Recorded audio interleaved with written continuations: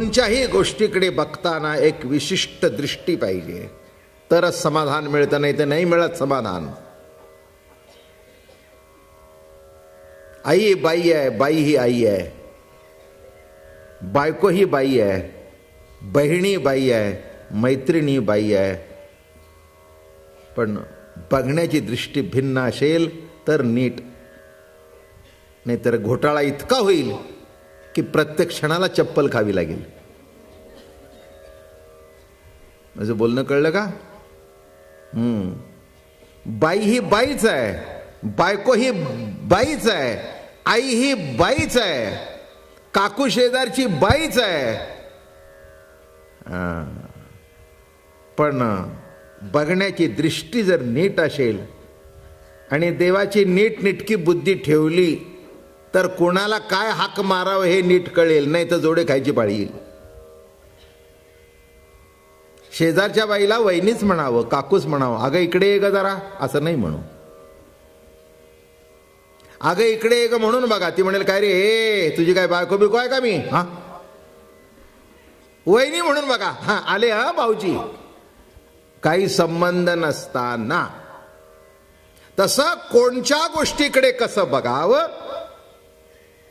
सामान्य जीवनामध्ये येणाऱ्या व्यक्तीकडे बघण्याची दृष्टी सुद्धा आपली जर विभिन्न लागते, तर कृष्ण चरित्राकडे बघताना सुद्धा एक विशिष्ट दृष्टिकोनातून बघावं आणि रासक्रीडेकडे बघताना सुद्धा त्या विशिष्ट लेवलने बघावं, म्हणजे विकार निर्माण होणार नाही आणि विकृतार्थ काढणार नाहीत.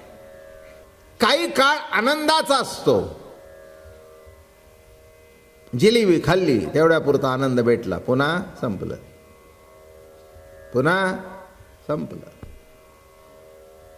काय राहतो का? किती वेळ आनंद?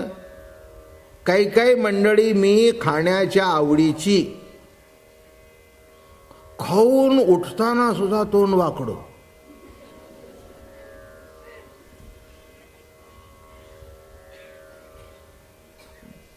माझ्या आठवणीत आहे, आम्ही जुन्नरला गेलो होतो उत्सवाला, आणि जुन्नरला उत्सवाला गेल्यानंतर आमच्याबरोबर एक व्यक्ती होती, आबा त्यांचं नाव. खूप खाण्याची आवड त्या माणसाला, आणि सकाळचा नाश्ता तुम्हाला काय सांगू अशोकराव, अशी साजूक तुपातली अशी जिलेबी, केशर विशर घातलेली, आहा हा हा, आणि सुंदर भजी. उठून जाऊ नका,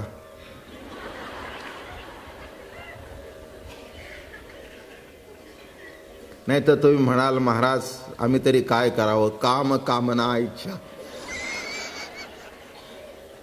आम्ही तरी काय करावं. आणि तो कसा अशी थाळा भरून आणून ठेवला. आमचे सारखे काय 1 2 3 खाल्ल्या संपलं. त्यांनी एका बैठकीवर 56 जिलेबीची खडी खाल्ली. अतिशोक्ती नाही कुठेही. आणि भजी बिजी खाल्ली, चहा वे पिला. मी म्हटलं आवा तुमचं तोंड वाकडं का? म्हटलं बाबा महाराज काय सांगू तुम्हाला, इतकी चांगली जिलेबी काही दिवसात खाल्ली नव्हती, आता पुन्हा केव्हा खायला मिळेल.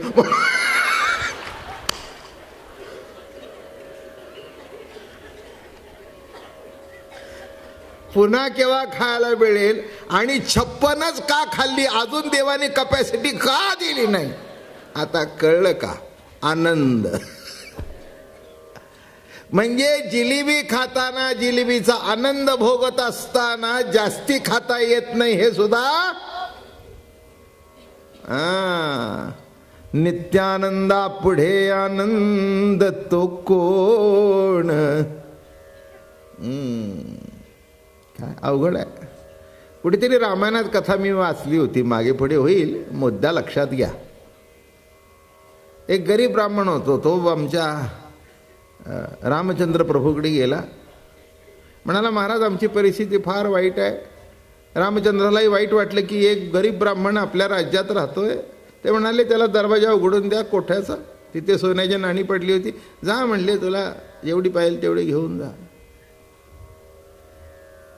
सकाळी 8 वाजल्यापासून पण संध्याकाळी कोठी बंद होईतोपर्यंत, दिवस मावळे तोपर्यंत घेऊन जायचं. काय तुम्हाला सांगू, घेऊन जातोय, येतोय, धावतोय, पळतोय, धावतोय, पळतोय. संध्याकाळी 6 वाजले आणि तो दरवाजा बंद झाला. तर तो भांडण होत होता त्याशी. मी आलो तेव्हा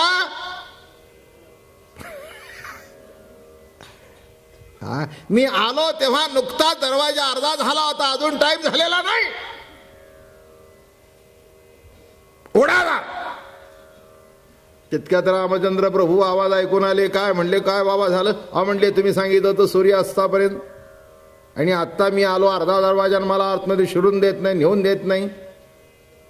रामाने पाठीवरून हात फिरवलं. म्हटलं सकाळी बाबा राजा, सकाळी तुझ्या जवळ यातली किती नाणी होती? म्हणलं एकही नाही. आता किती आहेत? म्हणले माझ्या झोपडीत जागाच नाही. आता झोपडीत जागा नसताना सुद्धा अजून तू निजलायस, अजून जागा होत नाहीस, अजून जागा होत नाहीस. अरे काही नव्हतं तिथे, थप्पीच्या थप्पी लागली तरी तुला समाधान नाही. आणि राजा, नित्यानंद देणारा प्रत्यक्ष सच्चिदानंद रूप राम तुझ्या समोर असून तुला त्याचा मोह सुटत नाही. काय रे करू? त्या ब्राह्मणाची कथा मला माहिती नाही, पण आपण कमी जास्ती प्रमाणात यातलेच आहोत. शुकदेवांच्या मागे श्री लावलेलं श्री शुक या शब्दाचा अर्थ कळला का? श्री म्हणजे राधा, त्यांच्या नावातच राधा आहे. आणि श्रीकृष्णाच्या नावातच राधा आहे. श्री कृष्ण म्हणजेच राधा कृष्ण. म्हणून लक्षात ठेवा, एकाची गुरु आहे आणि एक तिच्या स्मरणात आहे, असा हा श्री शुक आणि श्री कृष्ण. म्हणून गोपिकांचं वर्णन करत असताना गोपी म्हटलं, पण राधेचं नाव घेतलं नाही. केव्हा केव्हा हे गायक बघा, तुम्ही जर म्हटलं कुणाचं, क्या बोलू क्या बोलू, गुरु महाराज म्हटल्यावर कान धरतात. बघितलं का तुम्ही कसं अर्थात? अर्थ कळला तुम्हाला? काय अर्थ आहे? गुरुचं नाव एवढं मोठं आहे की आमच्या ह्या वाणीने घेण्याची आमच्या ह्या वाणीची लायकी नाही, पण कार्य कारण परत्वे घ्यावं लागलं म्हणून कान धरले. क्षमा करा महाराज, आपलं नाव घेण्याची योग्यता आमची नाही आहे, पण परिस्थितीजन्य घ्यावं लागलं. आणि काय होत होतं? राधेचं स्मरण झालं की शुकदेवजी समाधीस्थ होत होते. शुकदेवाने विचार केला की राधेचं नाव घेतल्यावर जर आपली समाधी लागते आणि याला 7 दिवसात उद्धार करायचा आहे, परीक्षिती राजायचा, इथेच जर समाधी लागली तर हिचा उद्धार कसा होणार? तेव्हा एकच करावं, हे भागवत कथा पूर्ण व्हायची असेल तर फक्त नाव घ्यायचं नाही, गोपी म्हणायचं, नाव घ्यायचं नाही.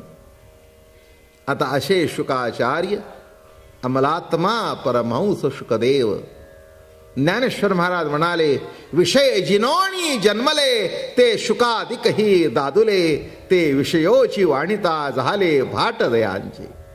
विषय जिंकून जन्माला जे आले, बघा विरोधाभास कसा आहे. विषय जिंकून जे जन्माला आले ते भगवंताच्या विषयाचं वर्णन करता करता त्याचे भाट झाले. त्याचं कारण काय? नव्हे काम तो भोगरती सुखाचा, निजानंद तो ओपिला अंतरीचा. आमच्या धर्मामध्येच काही काही लोकांनी बालकृष्ण मान्य केला, बालकृष्ण मान्य केला म्हणून प्रत्येकाच्या आपल्या देवाऱ्यावर कुठचा कृष्ण आहे तो रांगतो ना कृष्ण, तो आहे, म्हणजे अंधनच देतात तो आहे ना. गोपी कृष्ण नाही, राधा कृष्ण नाही. म्हणून बालकृष्णाची पूजा करणारे सगळे आहेत, पण राधाकृष्णाची पूजा करणं जरा अवघड आहे. अख्ख्या भागवतामध्ये राधेचं नाव नाही आहे. राधेचं नाव अख्ख्या भागवतात नाही आहे, पण आहे.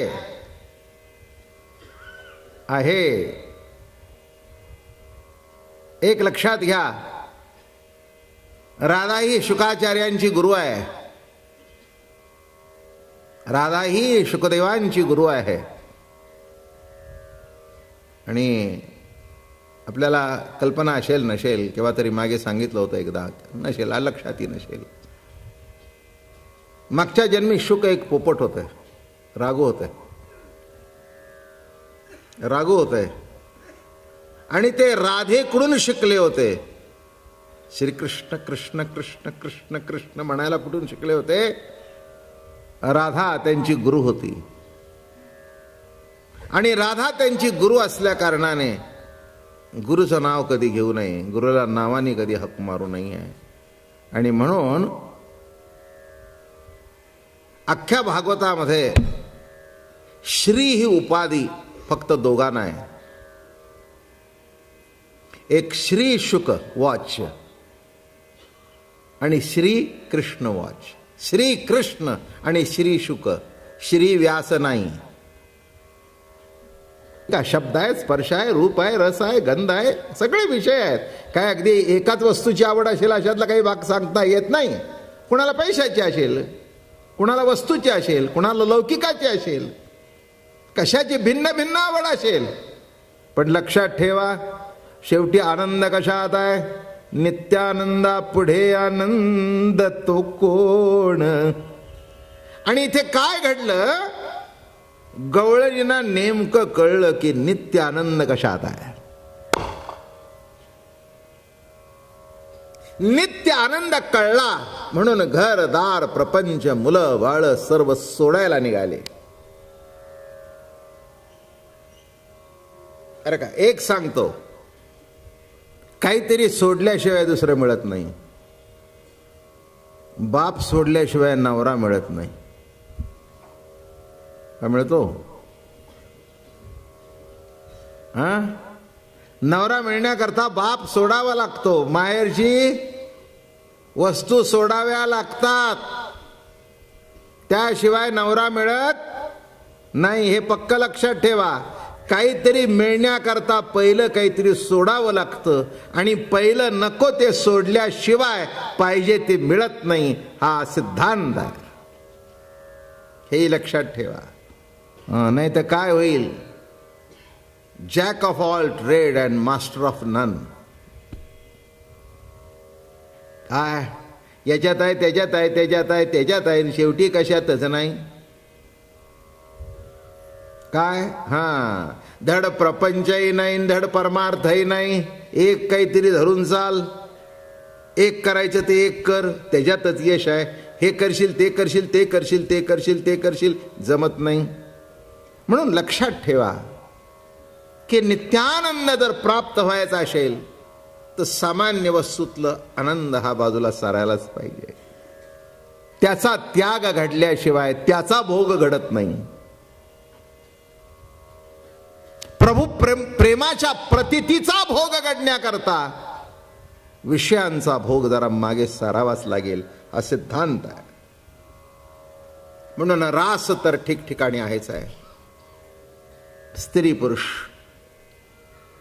आहेच आहे रास. आता प्रभू पाहिजे म्हटल्यानंतर, प्रभूशी एकरूपता व्हायची म्हटल्यानंतर उपासना करायला पाहिजे. साध्या गोष्टी करता साध्या गोष्टी चालतात, पण असामान्य गोष्ट करण्याकरता खटपट सुद्धा तेवढीच करावी लागते. बरं का, लाखात नफा व्हायचा म्हटलं तर कोटी गुंतवावे लागतात. 1 कोटी बँकेत ठेवले तर काही लाखात व्याज मिळेल ना.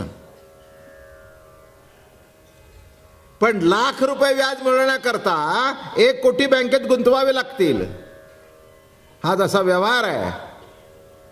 तसं काहीतरी पुष्कळ सोडल्याशिवाय त्याच्यापेक्षा महान काहीतरी मिळणार नाही, हे इथलं गणित आहे. म्हणून काय झालं, गोकुळच्या गवळणीने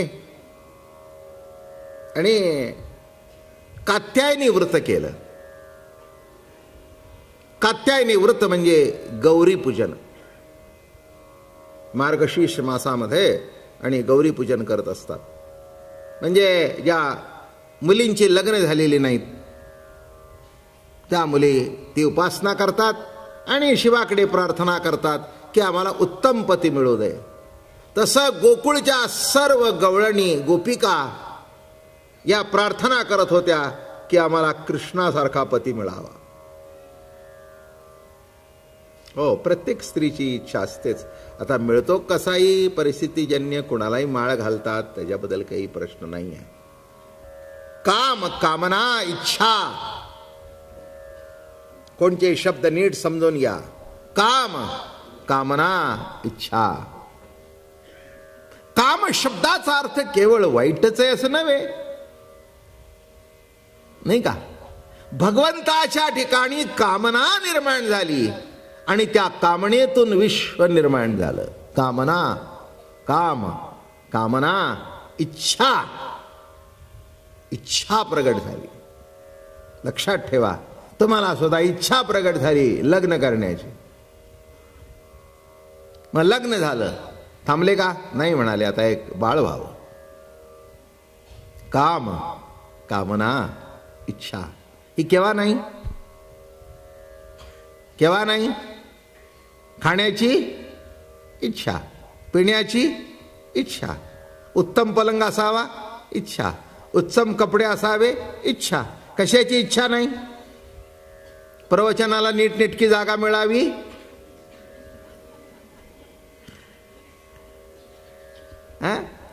आपल्या जागेवर कोणी अतिक्रमण करू नये, आहे की नाही. मला इथल्या समाजाचं खरंच अशोकराव मोठं कौतुक करण्यासारखं आहे. मी इतक्या वर्ष बघतोय, जिथे बघावं तिथे गेल्या वर्षीचा माणूस त्याच जागेला आहे. म्हणजे इट इज रिअली क्रेडिटेबल. नाही, खरंच क्रेडिटेबल आहे. आश्चर्य आहे. मधली लाईन बघा, पुढची लाईन बघा, पुढची बघा, मागचा सुद्धा पुढे येत नाही, मागचा पुढे काय येत नाही म्हणा. अहो, म्हणाला गेले 5 वर्ष इथेच बसून ऐकतोय. काय आता खुर्च्या मोकळ्या असल्या तरी पुढे मांडी घालून बसणारी मांडी घालूनच बसतात. मी म्हटलं तुम्ही मांडी घालून का बसता, खुर्च्या तिथे आहेत ना. नाही हो म्हणले, समोरून बरं वाटतं. मी कशा करता सांगतोय. ही सुद्धा कामना आहेच, ही सुद्धा इच्छा आहेच. नाही कुणात कामना.